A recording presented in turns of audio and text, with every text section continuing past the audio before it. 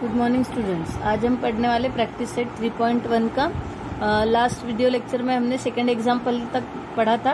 Second example में यहाँ पे जो 3 है उसकी जगह पे करेक्शन है, यहाँ पे 2 होना चाहिए।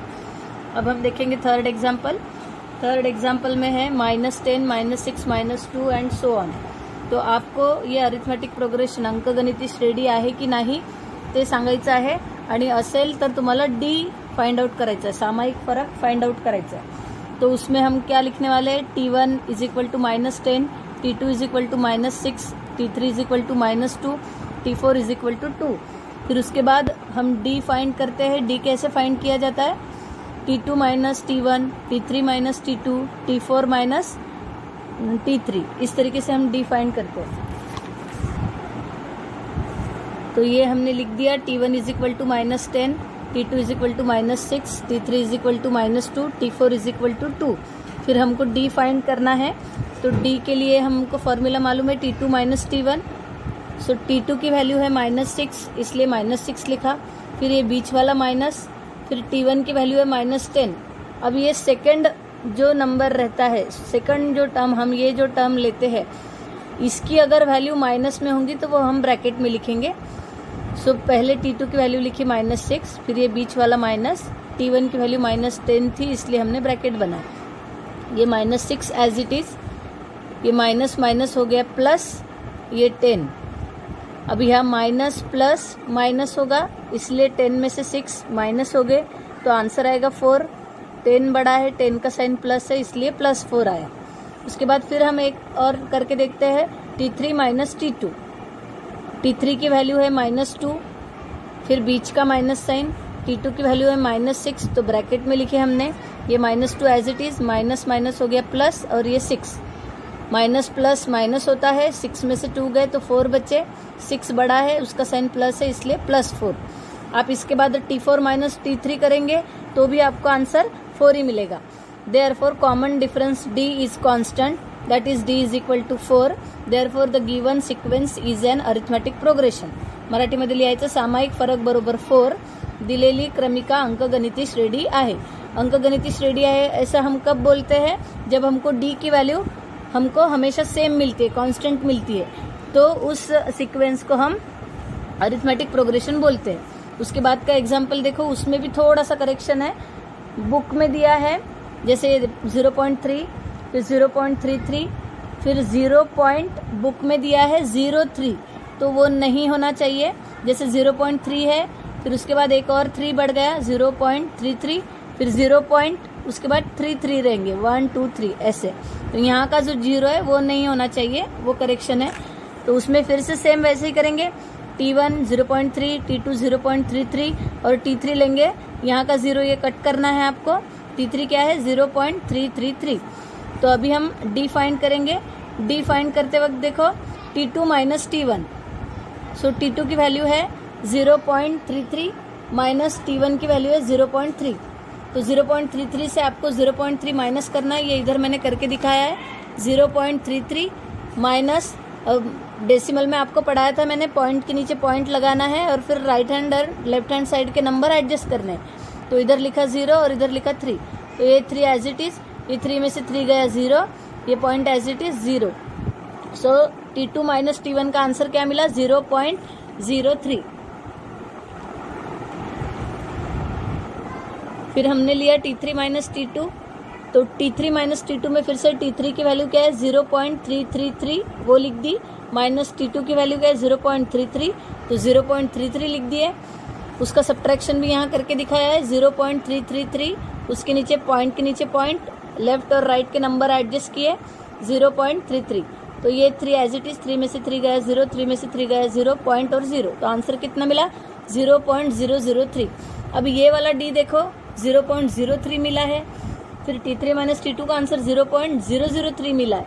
तो ये सेम है क्या, नहीं, ये सेम नहीं है, इसलिए आप लिखेंगे D is not constant, therefore the given sequence is not an arithmetic progression. मराठीमध्ये लिहायचं, सामायिक फरक समान नाही म्हणून दिलेली क्रमिका अंकगणिती श्रेणी नाही। उसके बाद 5th एग्जाम्पल देखते हैं। 5th एग्जाम्पल सेम सिमिलर है, 0, -4, -8, -12। सो हमने T1 लिख दिया 0, T2 लिख दिया -4, T3 लिख दिया -8, T4 लिख दिया -12। फिर हम डी फाइंड करेंगे, T2 माइनस T1, T2 की वैल्यू है -4 लिख दिए, माइनस T1 की वैल्यू है 0 तो वो 0 लिख दिए। अभी 0 इधर का उसका कोई मीनिंग नहीं, तो आंसर क्या आया -4। फिर से T3 माइनस T2 करके देखते हैं। T3 की वैल्यू -8 है तो -8 लिख दिए, बीच का माइनस साइन। T2 की वैल्यू -4 है इसलिए हमने यहाँ पे ब्रैकेट बनाए, -8 as it is, minus minus हो गया प्लस, तो ये +4। अब ये माइनस प्लस माइनस, तो 8 में से 4 माइनस करेंगे और 8 इज ग्रेटर देन 4, देयरफॉर 8 का साइन माइनस है तो आंसर का भी साइन -4 आएगा।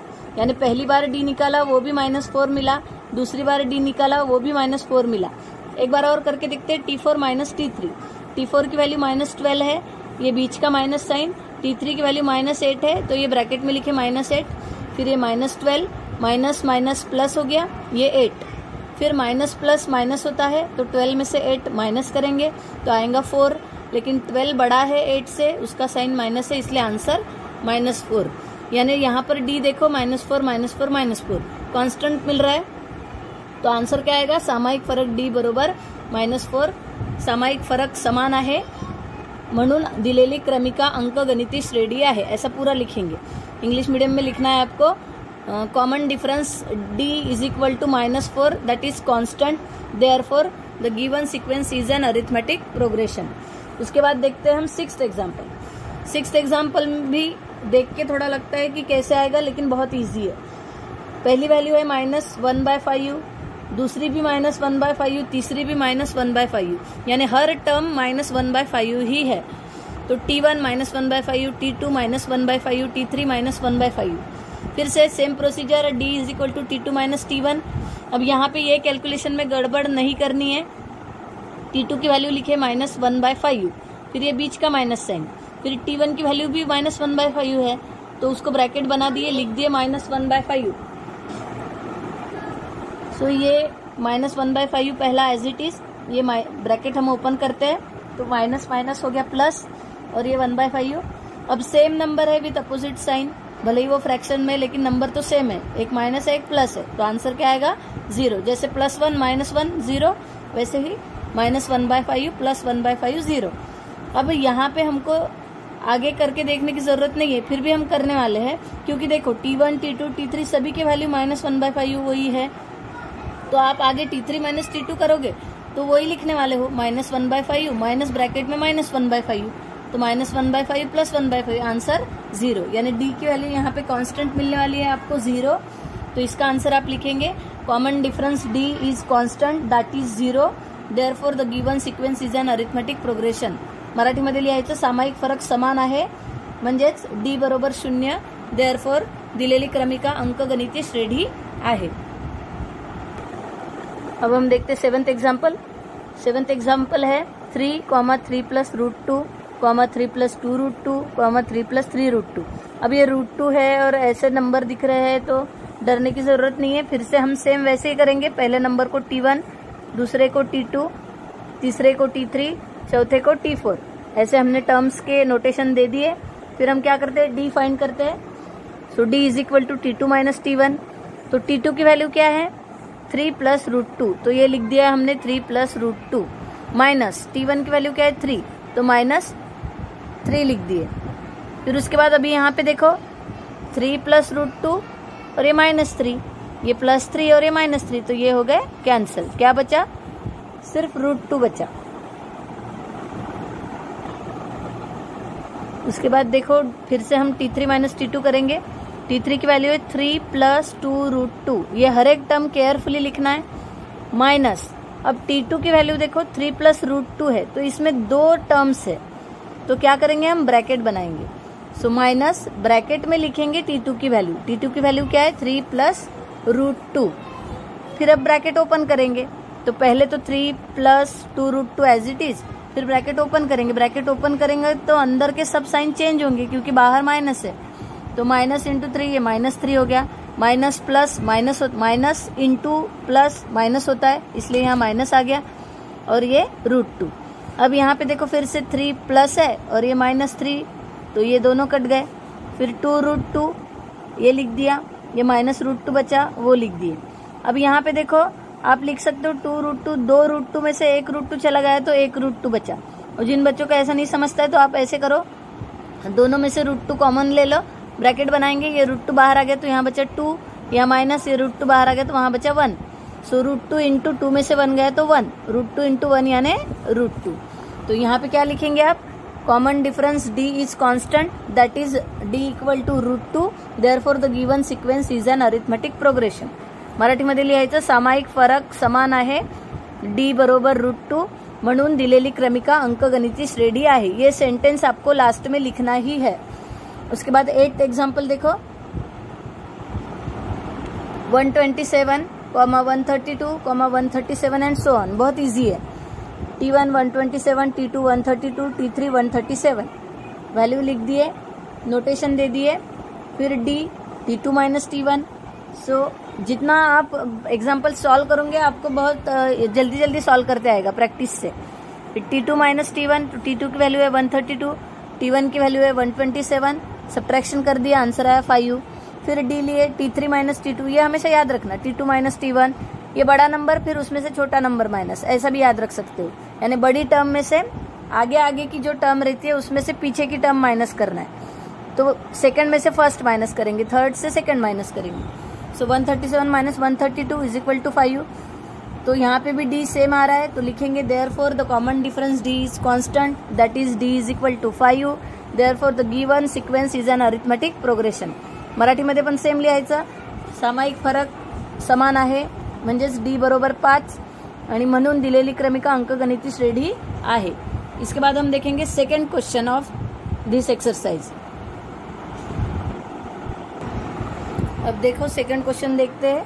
Right an arithmetic progression whose first term is a and common difference is d in each of the following. यानी यहाँ पे सेकंड क्वेश्चन में क्या बोला है, पहली टर्म दी है और कॉमन डिफरेंस d दिया है, तो आपको अरिथमेटिक प्रोग्रेशन तैयार करना है, यानी वो जो सीक्वेंस रहती है वो आपको बनानी है, यानी हर एक टर्म आपको फाइंड करना है। जैसे पहली टर्म T1 यानी ही a, उन्होंने दे दिया है 10, तो उसके आगे के टर्म्स आपको फाइंड करना है।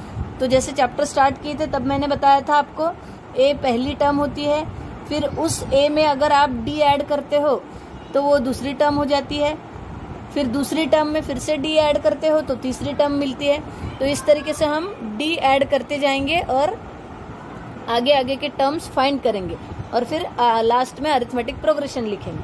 तो देखते हैं, देखो a दिया है 10, d दिया है 5, तो मैंने क्या लिखा, a is equal to T1, यानी फर्स्ट टर्म को हम a भी बोलते हैं और T1 भी बोलते हैं। So T1 is equal to 10।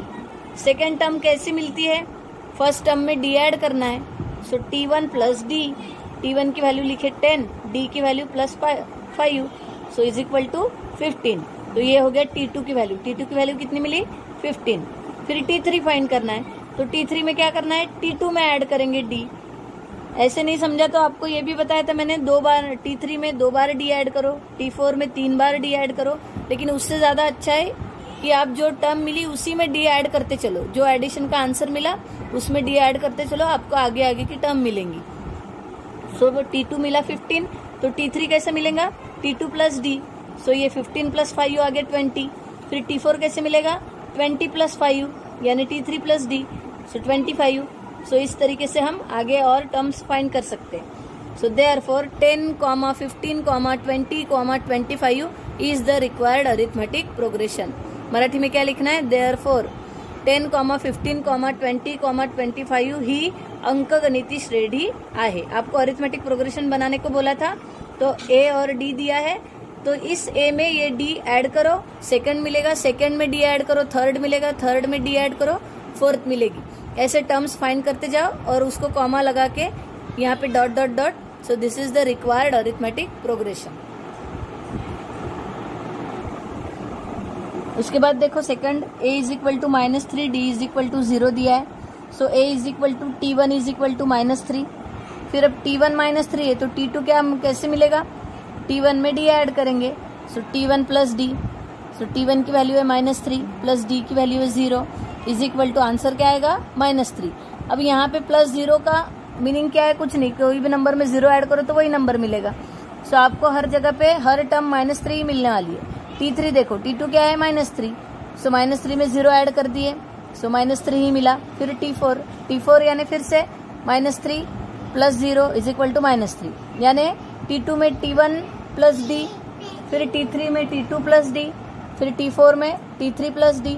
ऐसे करके हमने फाइंड किया, हमको हर बार -3 ही मिला। सो देयरफॉर हमारी सीक्वेंस कौन सी होगी, arithmetic progression -3, -3, -3 and so on. ही अंकगणितीय श्रेणी आहे, इंग्लिश में लिखना है। Therefore this is an arithmetic progression. उसके बाद देखो थर्ड एग्जाम्पल में a = -7 है और d = 1/2 है। सो अब हम क्या करेंगे, 1/2 थोड़ा एडिशन के लिए आपको यानी डिफिकल्ट नहीं जाना चाहिए, इसलिए हम 1/2 का आंसर क्या आता है 0.5, तो d = 0.5 लिखेंगे हम। तो देखो a = T1 = -7, ये हो गया T1 -7, T2 निकालना है। T2 में हम क्या करते हैं, T1 + D, सो T1 + D = T1 की वैल्यू क्या है -7 प्लस D की वैल्यू क्या है 0.5, सो प्लस 0.5।